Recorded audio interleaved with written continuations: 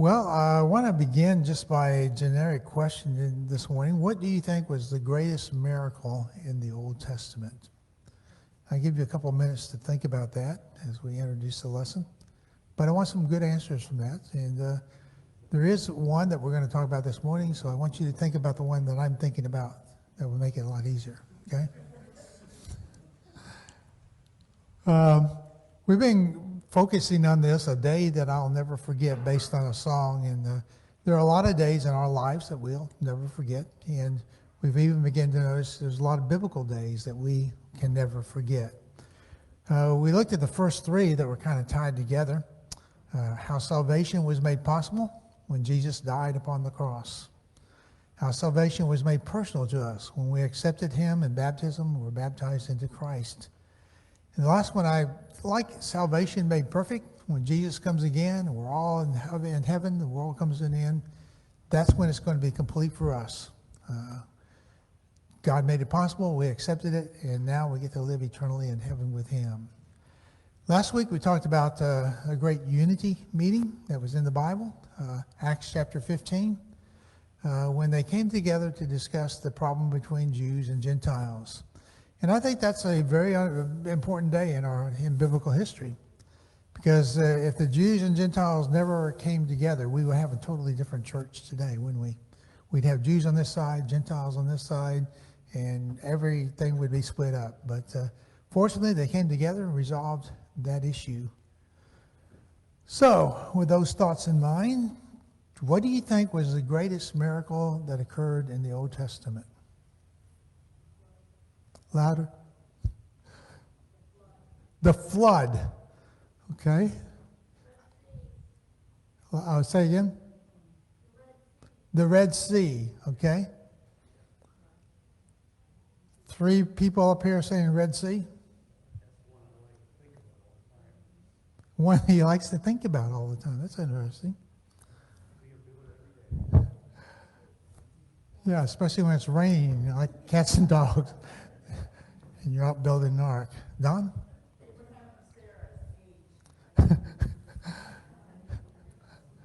Okay. You're obviously thinking differently than I'm thinking, no doubt. Okay. Must be thinking about the talking donkey. The talking donkey.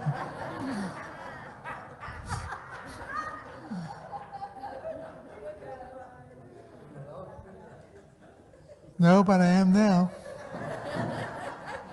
I may have to think about that one. That may be an additional day we're going to add to the list here. I do have 2 additional days I need to fill. So, I put up a list just in case you wanted to pick some. Some of the greatest miracles in the Bible. I got to figure out which is my... Yeah, okay. Raising people from the dead happened at least twice in the Old Testament, right? Elijah and Elisha both raised someone from the dead. Nobody picked Daniel in the lion's den. The lions that hadn't eaten for several days, and of course it goes along with that the fiery furnace. Shadrach, Meshach, and Abednego in the fiery furnace. The 10 plagues. Nobody mentioned manna. I thought that was a good one.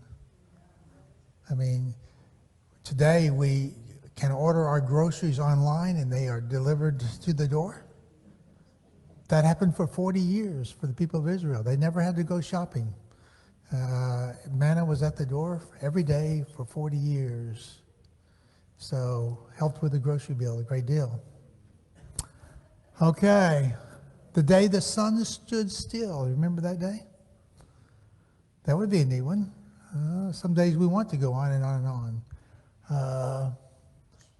Water from the rock. Hezekiah, I always liked that story too, where they looked doomed and they woke up one morning and 180,000 Syrians were dead and they escaped. Assyrians, I think it was, not Syrians. Okay. I don't know. Anybody like any of those more than the answers you gave? The Red Sea was mentioned. Well, I chose the Red Sea too, Bill. So we're going to talk a little bit about the Red Sea this morning, a day in the Bible that we'll never forget. It was a miracle that secured their escape from Egypt. You know, they walked away free, thought they were free, home free, and then they got stuck because the Egyptian army came up behind them and created really kind of a hopeless situation for them. But it turned a grave into a great victory for the people of Israel. It was a sense of comfort for many years to come. And this is what I really want to kind of focus on today. The people of Israel never forgot the Red Sea, and it played an important part in their future as well. When Israel came to the Jordan River, the Lord recreated for them the crossing of the Red Sea. Why did he do that? Well, you have to stop and think about it. It was 40 years ago, and all that generation had died out, and children had been born that had never didn't see the Red Sea happen in their life. And so I think it was done to kind of refresh our course into the power and the greatness of God that they served. When they got into the Promised Land, these miracles not only gave Israel a boost in spirits as they had to go out and conquer the land, but it struck fear into the hearts of all the people that were in the land. And I think that's kind of an important thing. Nobody mentioned Jericho as being one of the great miracles in the Bible. That was the first city that they went in to capture. And Rahab told the two spies, "I know that the Lord has given you the land, and that the fear of you has fallen upon us, and all the inhabitants of the land melt away before you." So before Israel went into the Promised Land, God had prepared the enemies that were in that land so that they would be afraid of the Israelites. Why were they afraid of the Israelites? Why would they be afraid of the Israelites? Well, you read on. "For we have heard how the Lord dried up the waters of the Red Sea before when you came out of the land of Egypt, and what you did to the two kings of the Amorites beyond the Jordan, whom you devoted to destruction." So not only did Israel know about the Red Sea, but a whole land that they were going into had heard about the crossing of the Red Sea. And it was made an impression upon them. It struck fear into their hearts. Joshua becomes the official leader of Israel. This is in Joshua chapter 3. God said, "Today I will begin to exalt you in the sight of all Israel, that they may know that as I was with Moses, so I will be with you." How did God make them know that? Well, he dries up the Jordan River so that they could cross through it. He recreated the Red Sea event just for them. And again, we have to remember that happened 40 years ago. So it was good to have a refresher lesson as to what's going on with the Red Sea. So we read in chapter 5, verse 1, "As soon as the king of the Amorites, who were beyond the Jordan to the west, and all the kings of the Canaanites, who were by the sea, heard that the Lord had dried up the waters of Jordan for the people of Israel until they crossed over, their hearts melted, and there was no longer any spirit in them because of the people of Israel." So not only did they have the Red Sea story, but now they have the Jordan crossing story. So it's an impressive miracle that took place. So now the land not only had that 40-year story, but they had an update. And then we come to the Gibeonites, also in the book of Joshua. They knew about the Jordan River and the Red Sea stories. Remember the Gibeonites? They were the ones that came from a far distant country. No, they didn't come from it. They were right there. But they claimed to come from a far distant country. And they went in and they tried to make peace. And they tricked the Israelites into saying, "We accept your gifts and everything will be okay. We won't bother you." And then they did not ask directions from the Lord, probably the key verse in there. And the result was that they made peace with them. In chapter 9, verse 24 says, because it was told to your servants for a certainty that the Lord your God had commanded his servant Moses to give you the land and destroy the inhabitants of the land before you. So we feared greatly for our lives because you did this thing. So again, they knew about the Red Sea, they knew about the Jordan River, and they were trying to make peace with the Israelites.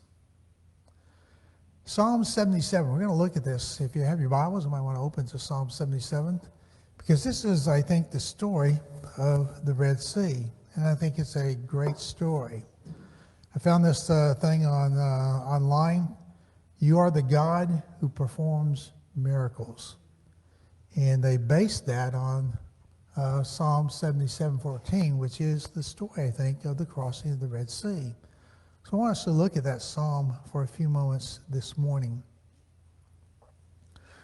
I should open my Bible as well, so give me half a second here.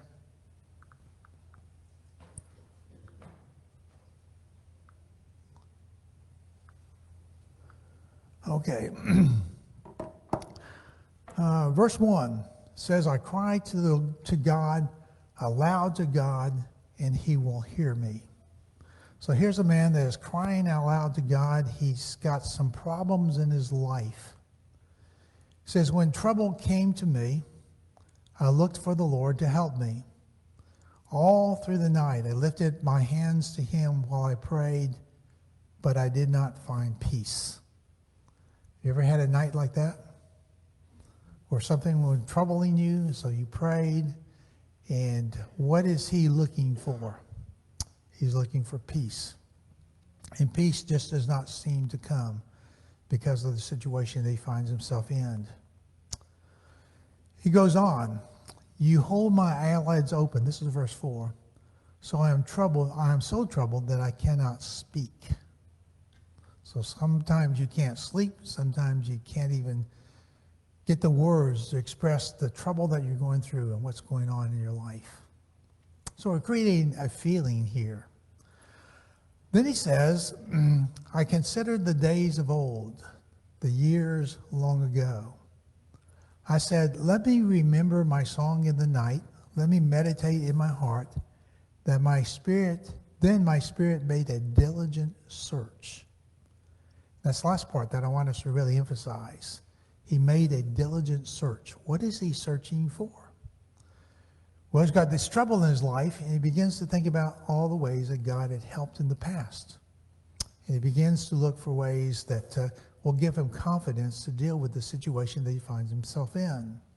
And then he goes on to say, he's talking about the trouble that he's in.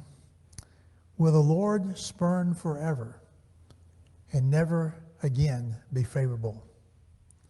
You ever had that feeling sometimes that God just isn't quite in your life like he should be? Has his steadfast love forever ceased? Or his promises at the end for all time? Has God forgotten to be gracious? Has his anger shut up his compassion? So there are times when you just cannot seem to get in touch with God. Sometimes we say it's like our prayers never get beyond the ceiling of our house, those kind of situations. Well, the good news is that God is below the ceiling of the house as well as above it. So the prayers are going to get through to him one way or the other. How desperate is he becoming as he writes this song? Yeah, it sounds like he's about ready to give up, right? Okay, so what's the solution? How desperate were the people of Israel at the Red Sea? Very good answer. Very desperately so. The sea was ahead of them. The Egyptian army was coming up behind them. And probably they thought they were going to have to fight the Egyptian army because they never thought about how the Red Sea could open up and they walk away. If I were there that night, I would probably be sharpening my sword, preparing to fight the enemy out there, because I had no idea what was going to come. But something did come. They didn't see the miracle that was coming their way. Then he goes on in verse 10, he says, "Then I said, I will appeal to this, to the years of the right hand of the Most High." And I like the way he says that, to the years. He's going to think about how God has helped him in the past. And that's going to give him some confidence to deal with the situation that he's going through right now. He's appealing to the right hand, to the power of God. In the Bible, the arm or something like that usually is a sign or a symbol for power. Then he says, "I will remember the deeds of the Lord. Yes, I will remember your wonders of old. I will ponder all your works and meditate on your mighty deeds. Your way, O God, is holy. What God is great like you?" So by thinking of the past and thinking about all the ways that God has helped him, he's beginning to gain some confidence. You are the God who works miracles, or God who works wonders. You have made known your might among the people. One translation said miracles, is where I put that in there. You are the God who works miracles or works wonders. You have made known yourself among all the peoples. So as he's thinking about all the things that God has done in the past, what particular deed do you think that he has in mind? We're talking about it this morning. He's thinking about one particular miracle. What is that? The Red Sea. Cross the Red Sea. All right. You with your arm remembered your people, the children of Jacob and Joseph. So he's talking about when God remembered the people that he's trying to help. He's talking about their deliverance from Egypt.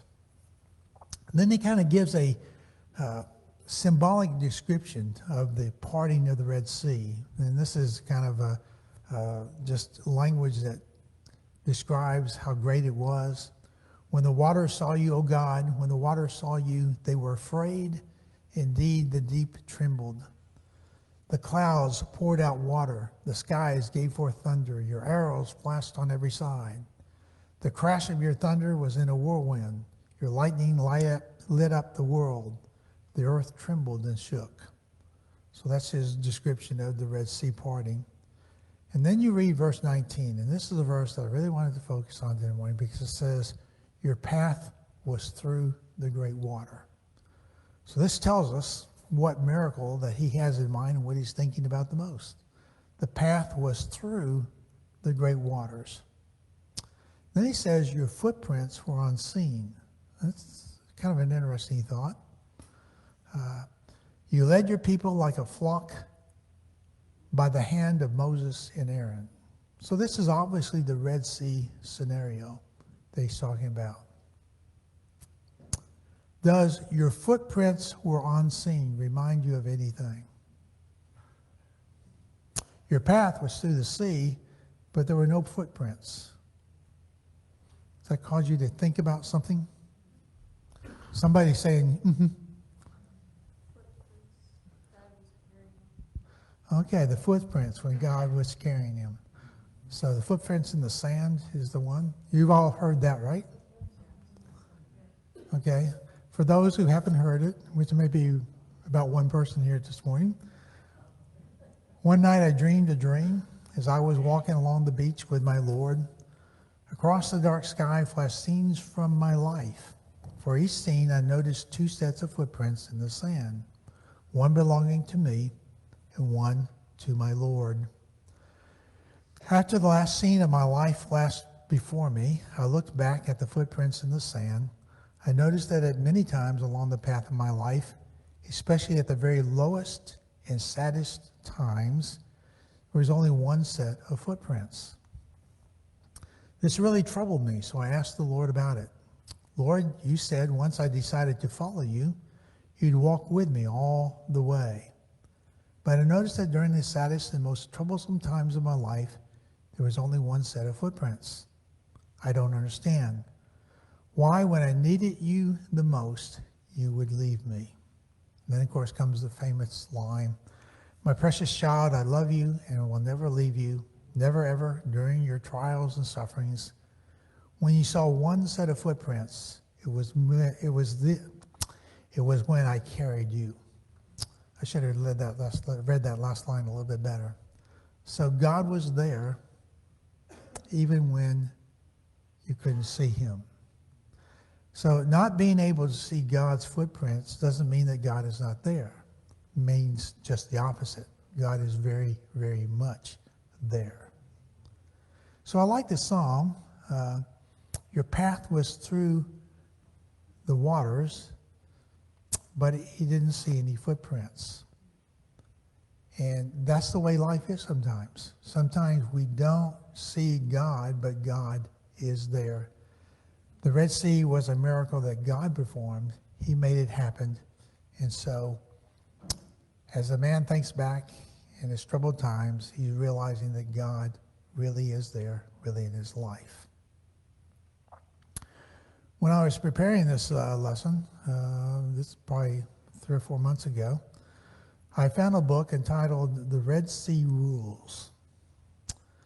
10 God-given strategies for difficult times in our life. So from the story of the Red Sea, we should learn ways in which God is going to be there and helping us. And so I'm not going to share all 10 of these with you, but I'm going to share a few of them. And hopefully maybe you can identify with these and give us a few comments as well. This is based on Exodus chapter 14, which is the story of the Red Sea. So if you read chapter 14, you come up with 10 different ways that has meaningful lessons for us about life. Number 1, realize God means for you to be where you are. Think about that a minute. God means for you to be where you are. If you're in a situation where bad times are going and you're struggling with your faith, maybe God has put you in that particular situation for a reason. It's kind of the idea that he's getting at here. Chapter 14, verse 1. Tell the people to turn back and encamp by the sea. So in other words, God led them to the exact spot that they find themselves in. Egyptians on one side, Red Sea on the other side. God put them there for a reason. He wanted them to be in that particular spot. I'm sure that none of the Israelites wanted to be in that particular spot at that particular time, that particular day, that particular night. In the book, he calls it a cul-de-sac. What is the cul-de-sac? Well, do what? The end of a road. A dead end, okay? A turnaround. Yeah, I looked up the official definition. By the way, I pushed the wrong button here. There we go. A street closed at one end. A route leading nowhere. Which is a good way to think about it, especially in light of our story. One way in and one way out. So Israel's thinking, well, this is the way we came in. This is the way we got to go out. Maybe not.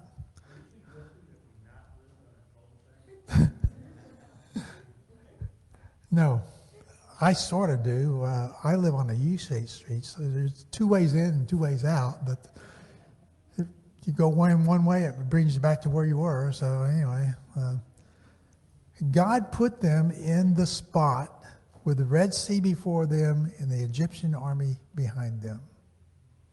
They didn't get there by accident. God put them in that spot. He led them to it.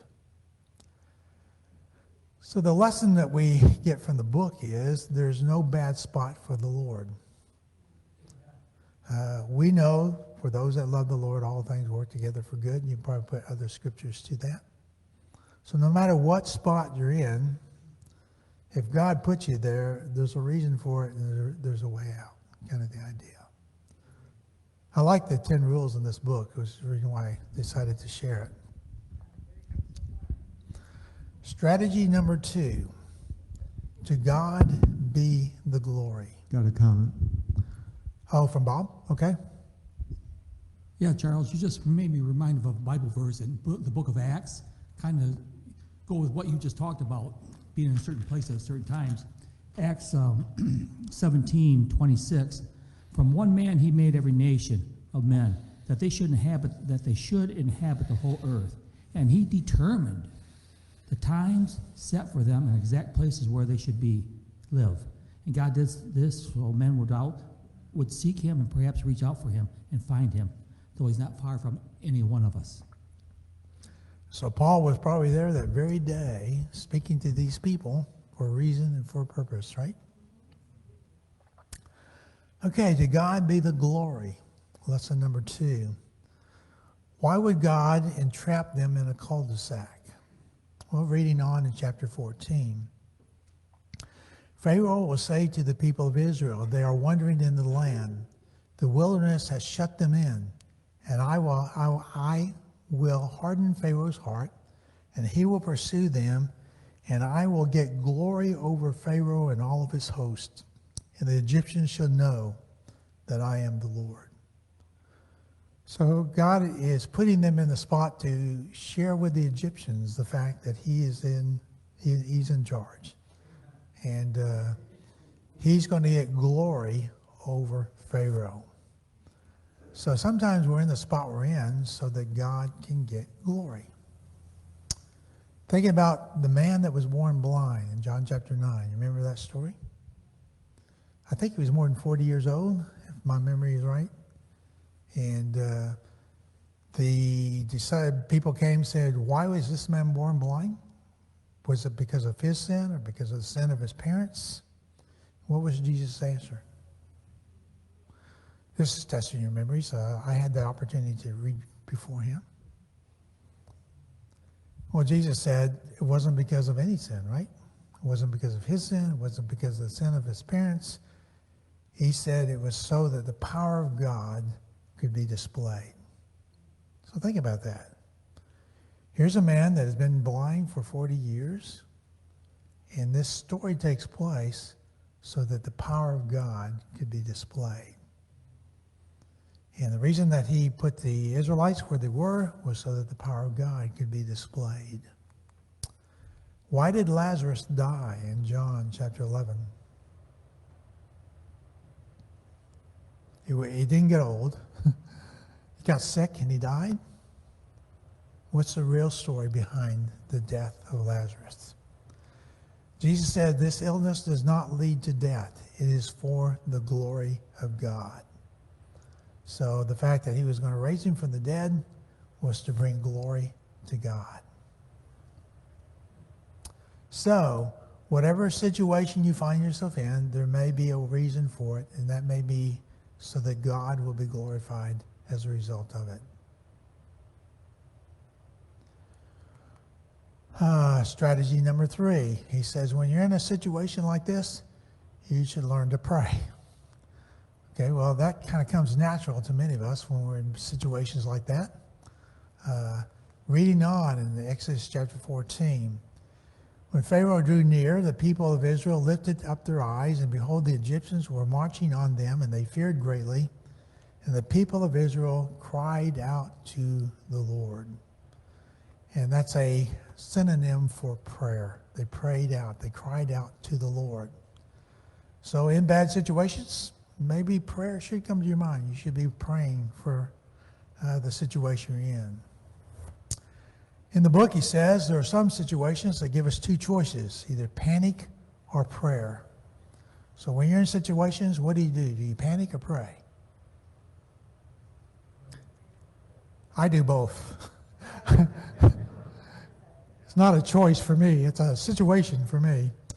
But hopefully the prayer is what brings relief to the panic. Okay? So usually the panic gets to us first, and then the solution to pray comes afterwards. But I like the book. I like what he said here. Good story. The prayer that we offer in these situations is usually not regular prayer. It's not quiet time prayer, but what I call crisis time prayer. And not all prayer is the same. there are different kinds of prayer. And crisis time prayer is one that we practice in crisis time. Genesis chapter 35 says, "Let us rise and go to Bethel, so that I may make an altar to the Lord, to the God who answers me in the day of my distress, and has been with me wherever I go." So that this is Jacob coming back after, deceiving his brother and spending 20 years with Laban. He comes back and he wants to build an altar to the Lord when he gets back into the land.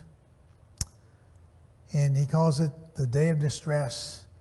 And he realizes the Lord had been me wherever I went. So I think that's a good thing to do. Remember, prayer does work because God is concerned about our distress, and he's with us wherever we can go. I think of Luke 22, verse 44. This is a verse that I read recently that really kind of hit home. Talking about how Jesus prayed more earnestly. This is when he's in the garden offering those 3 prayers. Then it says, Jesus being in agony, which describes the way we feel a lot of times when we're in a distressful situation. And he prayed more earnestly or more fervently. He prayed so hard that sweat fell from his face like drops of blood. So you're familiar with that passage. But I like the idea that Jesus prayed more earnestly. Even Jesus had more crisis kind of prayers where he prayed more earnestly than at other times. And of course, James tells us the prayer of a righteous man, the fervent prayer of the righteous man is more effective. So fervent prayer. So panic or pray or do both. Suggestion number 4. Fear not, stand firm, and see the salvation of the Lord. That's in verse 4 of Exodus 14. So when you're in those situations, don't fear. Hard to do. Stand firm and see the salvation of the Lord, which he will work for you today. For the Egyptians whom you see today, you will never see again. For the Lord will fight for you, and you have only to be silent. So that's what God tells the people of Israel when they're in this situation. Don't worry about it. These Egyptians that are out there about ready to take your life, you'll never see again for the rest of your life. And all you have to do is be silent. Don't even bother sharpening your swords. Don't worry about battle. Just be silent. And of course, that reminds you of a lot of things like Psalms. Be still and know that I am God. The Lord of hosts is with us. The God of Jacob is our fortress. Sometimes we don't focus on that word host, the Lord of hosts. What is a host? Large bunch of people, right? Or a large bunch of angels or whatever. So it's a suggestion of power. The Lord of hosts is a fortress for us. Romans 12:19, do not take revenge, my dear friends, but leave room for the wrath of God. This was from the book. He says sometimes in situations that you are in, you need to leave room for the Lord. Leave room for him to act in your life. So in context, if you have someone that you want revenge on, leave it to the Lord. Let the Lord work in your life. Don't try to do it yourself. I got to fix it. First reaction is we got to fix it. We got to make everything. We got to do it ourselves. That kind of idea. Yeah, good comment. Psalms 37, one that we hear often, be still before the Lord and wait patiently for him.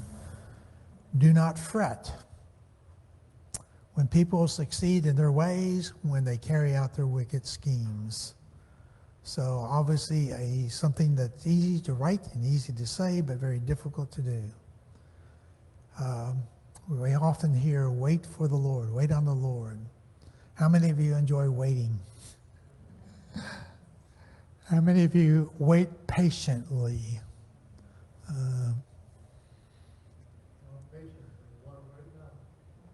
Yeah, I want patience one right now. Usually when we're going somewhere, I'm sitting in the car waiting for Trish to come out. Yeah, with my horn honking.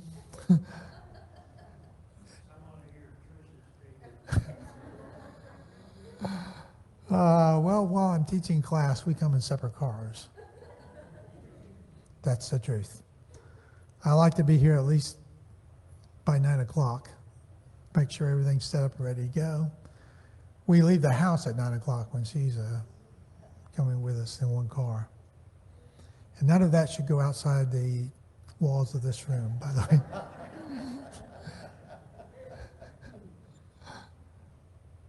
Okay. What kind of summary of that? Stay calm and confident. Hard to do. Give God time to work. Be still and know that I'm God. Those who wait on the Lord will mount up like eagles. Famous passage. And the comment in the book, leave room for God to work. And again, we want to do it ourselves. We want to accomplish it. We want it now. We want to solve the problems. But leave God time to work. 2 Chronicles 20, the battle is not yours, but the Lord's. So let the Lord work in your life. Suggestion number 5. When unsure, take the next step by faith. And this really comes out in Exodus chapter 14. Verse 15 says, the Lord said to Moses, why do you cry to me? Tell the people to go forward. And many sermons have been preached on that concept, the idea we need to go forward. What did Israel want to do as they came out of the land of Egypt? They wanted to do it several times. What was it? Say it. Let's go back. Let's go back. Let's go back. God finally says, tell the people to go forward. And the next step forward for them was through the Red Sea. Amazing. Israel was thinking there's no place to go. Up to this time, Israel was thinking, let's go back to Egypt. Now they are told to go forward. I'm sure standing there looking at the sea, they're wondering, how? How do we go forward? Well, there comes a time in our lives where we need to maybe get on with life. We need to go forward rather than staying where we are, or looking backwards, thinking how things could have been. We need to move forward. Bill Pink once did a lesson that I enjoyed, and one of his comments was, I don't judge people on their worst mistakes, and neither does God. Sometimes we think we've done something that we can't recover from. But even our worst mistakes don't condemn us, don't put us in a, whatever the word I'm trying to get here. We can go forward no matter what our situation. One last one. Envision God's presence. Again, from Exodus chapter 14.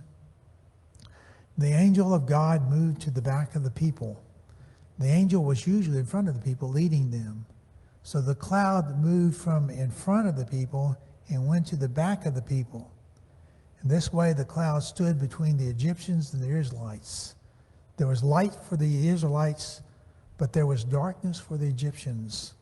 So the Egyptians could not come any closer to the Israelites that night.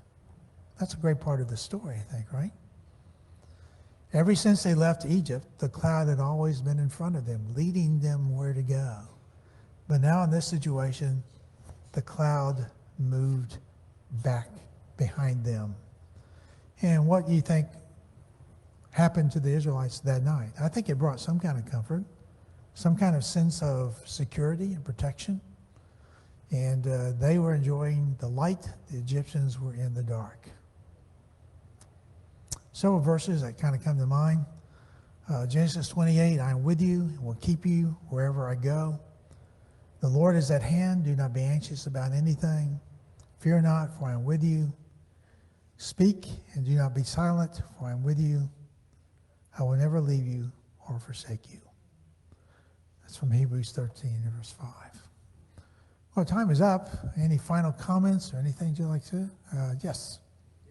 I have a comment about the first two suggestions that you had. A good comment or a bad comment? It's a caveat.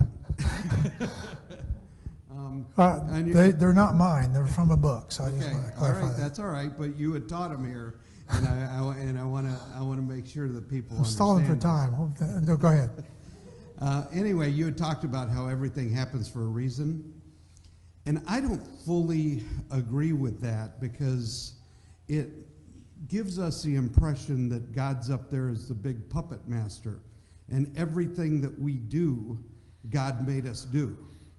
And if I make a whole bunch of bad decisions, that wasn't God that made me, that He allowed it, but He didn't make me make those decisions. And it's up to me as an individual, because I have free will, to decide to start listening to God and to follow God. So there's a caveat there. If you're in a bad situation, God didn't put you there. There's always a context, and so I think a comment in context makes a little sense. But you're right. We can put ourselves in a situation, but God can still get us out of it. So. And so that goes against the everything happens for a reason. Okay. Mary? You have minus 2 minutes.